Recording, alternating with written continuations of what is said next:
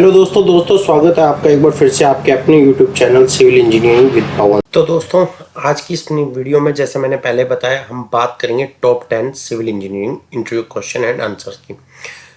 तो दोस्तों पहला है अपना what is civil engineering. Civil engineering is the oldest and one of the most versatile branch of engineering. The field deals with the planning, designing and construction of buildings and various other structure like bridges, tunnels, road, dams, canals, railways, buildings, sewerage system, pipeline, etc. यानी कि दोस्तों जो civil engineering जो है वो सबसे पुराना engineering की एक ब्रांच है जो आपकी बिल्डिंग कंस्ट्रक्शन के प्लानिंग और डिजाइनिंग के बारे में बताती है। इसके अंदर बहुत से स्ट्रक्चर आते हैं जैसे ब्रिज है, टनल है, रोड्स है, डैम्स हैं, ये सब इसके अंदर पढ़ाए जाते हैं। दोस्तों दूसरा क्वेश्चन है what is TMT bar in steel, कि टीएमटी बार क्या होते हैं स्टील के अंदर। तो TMT stand for thermo mechanically treated. The TMT bar have a hard outer surface and A soft core. This bar has high strength and high corrosion of resistance. दोस्तों TMT जो stand करता है वो करता है थर्मो मैकेनिकली ट्रीटेड जो बार होते हैं उनको हम टीएमटी बार बोलते हैं। और ये टीएमटी बार की जो आउटर सरफेस होती है वो बहुत हार्ड होती है और इंटरनल सरफेस इनकी थोड़ी सॉफ्ट होती है। और ये जो होते हैं हाई स्ट्रेंथ होती है इनकी और हाई कोरोजन रेजिस्टेंस होते हैं। अब जो कुछ फीचर्स जो है टीएमटी बार्स के इंपॉर्टेंट फीचर्स वो मैं आपको बताने वाला हूँ। ये बेंडेबिलिटी होती है इनके अंदर, वेल्डेबिलिटी होती है, फायर रेजिस्टेंस होते हैं, स्टडी बिल्ड होते हैं, कोरोजन रेजिस्टेंस होता है, हाई डायमेंशन टॉलरेंस होती है इनके अंदर। तो ये होती है टीएमटी बार की फीचर्स। अब तीसरा क्वेश्चन जो आता है दोस्तों वो है what is difference between column and strut. दोस्तों कॉलम और स्ट्रूट में क्या अंतर होता है। तो column is the vertical member of frame structure. It is the main structure member design to take gravity load, bending and shear. It fails in compression and buckling. जो column होता है दोस्तों वो फ्रेम स्ट्रक्चर के अंदर main member होता है। ये ग्रेविटी लोड और बेंडिंग एंड शेयर को ये अपने ऊपर लेता है, इसी हिसाब से डिजाइन किया जाता है और ये कंप्रेशन और बल्किंग में ये फेल हो जाता है। वेरेवर्स जहां स्ट्रूट जो है, strut is a inclined member of truss. The main purpose of strut is to maintain the rigidity and of structure and to take compressive force. जो स्ट्रूट जो होता है वो इंक्लाइन मेंबर होता है और इसका जो मेन पर्पस होता है जो स्ट्रक्चर की रिजिडिटी बनाए रखना और कंप्रेसिव फोर्स को लेना, ये जो स्ट्रूट का मेन फंक्शन होता है। अब आते हैं दोस्तों अपने चौथे नंबर के क्वेश्चन के ऊपर और वो है what is the function of column in building. यानी कि जो कॉलम होता है बिल्डिंग के अंदर उसके क्या फंक्शन होते हैं। तो column is the vertical member of building which support structure load transferred by the whole structure through beams. After the column transfer the load to the footing and finally transfer to the load to the land.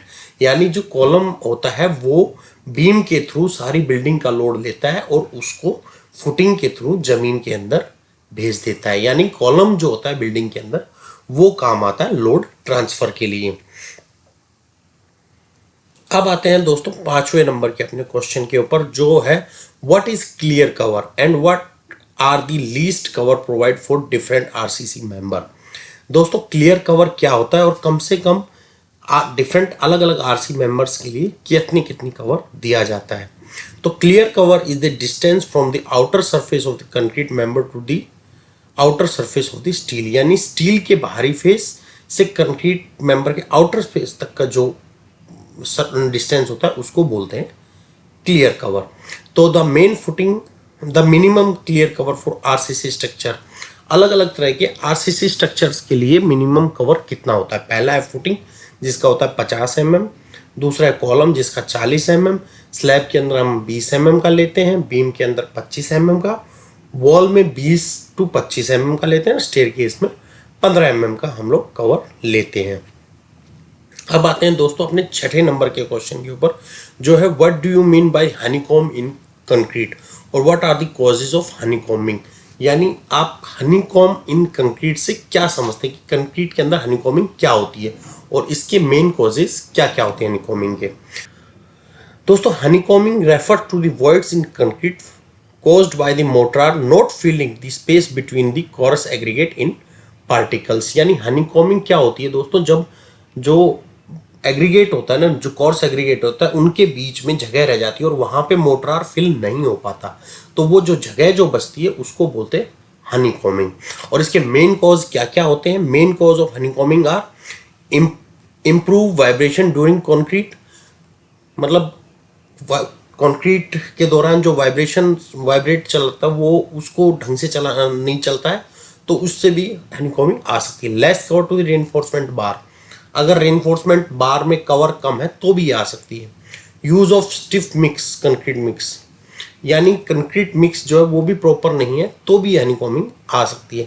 Presence of more percentage of bigger size aggregate in concrete, यानी अगर बड़े size के aggregate भी ज़्यादा है concrete के अंदर तो भी ये हनीकॉमिंग आ सकती है। अब आते हैं दोस्तों अपने 7वें नंबर के क्वेश्चन के ऊपर, जो है what is deformation and deflection. Deformation और डिफ्लेक्शन के अंदर क्या अंतर होता है? तो दोस्तों deformation is a permanent change of shape of material that change their shape due to application of force heat they do not regain their original shape when force is removed।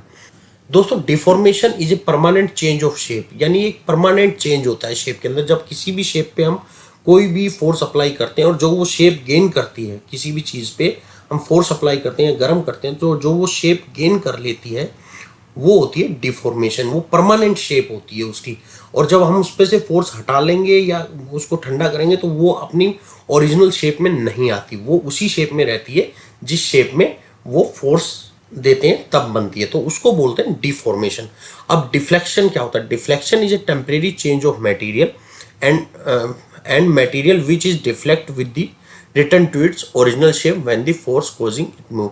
यानी deflection जो होता है दोस्तों वो एक temporary change होता है material के अंदर। जब हम उसके ऊपर किसी पे फोर्स डालते हैं तो वो अगर मुड़ गया है और जब हम उसको फोर्स हटा लेंगे तो वो अपनी वापस ओरिजिनल शेप में आ जाता है, इसको बोलते हैं डिफ्लेक्शन। अब आते हैं दोस्तों अपने 8वें नंबर के क्वेश्चन के ऊपर, जो है what do you mean by the segregation and what when the possibility of segregation of concrete is more. यानी आप सेग्रीगेशन से क्या समझते हैं और पॉसिबिलिटी ऑफ सेग्रीगेशन ज़्यादा कब होती है कंक्रीट के अंदर? तो in general word segregation is the separation of constitute material in concrete.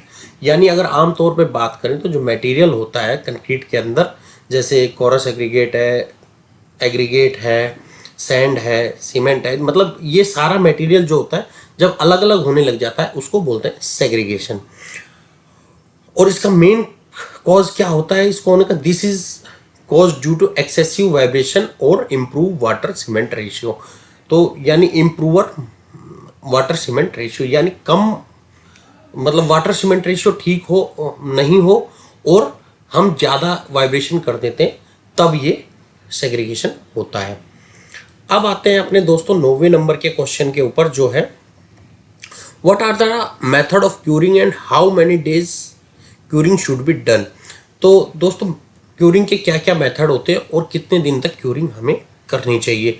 The most commonly used method of curing are shading concrete work, covering concrete surface with gunny bag, spraying और sparking of water, ponding method, membrane curing और steam curing. ये जो है 6 बहुत commonly used curing के methods हैं। और जो हम in generally concrete should not be cured less than 7 days for normal weather condition, मतलब नॉर्मल अगर वेदर कंडीशन है तो ये 7 दिन तक कम से कम इस कंक्रीट की क्यूरिंग होनी चाहिए। Concrete attend 50% of the design strength when it cured 3 to 7 days, 75 compressive strength achieved 14 days and 90% strength of 28 days. As time goes on the strength increase gradually। यानी कम से कम 7 दिन तक तो क्यूरिंग होनी चाहिए, क्योंकि 7 दिन के ऊपर जो कंक्रीट होती है वो अपनी 50% स्ट्रेंथ गेन कर लेती है, और उसके बाद अगर ये 75% स्ट्रेंथ गेन करती है 14 डेज में और 90% स्ट्रेंथ गेन करती है 28 डेज में, तो कंक्रीट की क्यूरिंग 7 दिन तक तो कम से कम हमें करनी चाहिए। अब आते हैं दोस्तों अपने 10वें नंबर के क्वेश्चन के ऊपर, जो है when we use pile foundation. यानी हम पाइल फाउंडेशन कब यूज करते हैं? तो pile foundation are commonly used when soil condition are inadequate to carry a project design load. यानी पाइल फाउंडेशन हम जब करते हैं जब हमारी सॉइल जो होती है वो जो हमारा प्रोजेक्ट है या हमारी बिल्डिंग है उसका लोड नहीं लेने में सक्षम नहीं होती है। तो we use pile foundation when compressible और वीक अपर सॉइल लेयर, यानी अपर सॉइल जो लेयर होती है वो दबकी है और कमजोर होती है। जहां पे दूसरा है जहां पे सॉइल इरोजन यानी धरती का कटाव होता है। और तीसरा है सॉइलिंग बेयरिंग कैपेसिटी होती है वो कम होती है 24 न्यूटन पर मीट्रिक क्यूब से जब कम होती है तो वहां पाइल फाउंडेशन होती है। और प्रेजेंस ऑफ हॉरिजेंटल फोर्सेस, अगर हॉरिजेंटल फोर्सेस भी है तो वहां पे पाइल फाउंडेशन हम लोग यूज करते हैं। तो दोस्तों ये थे 10 मोस्ट इंपॉर्टेंट सिविल इंजीनियरिंग के क्वेश्चन जो आपको इंटरव्यू में पूछे जा सकते हैं। तो दोस्तों वीडियो कैसी लगी और वीडियो अच्छी लगी है तो प्लीज़ लाइक कीजिएगा, शेयर कीजिएगा और हमें कमेंट करके बताइए अगर इसके बारे में आपको और भी कुछ जानना है। और जाते जाते चैनल को सब्सक्राइब जरूर कर लीजिएगा जो अगर आप चैनल पे नए हैं, तो साथ में बेल आइकन को भी प्रेस कीजिए। मिलेंगे नेक्स्ट वीडियो में। Till then okay, tata, bye bye.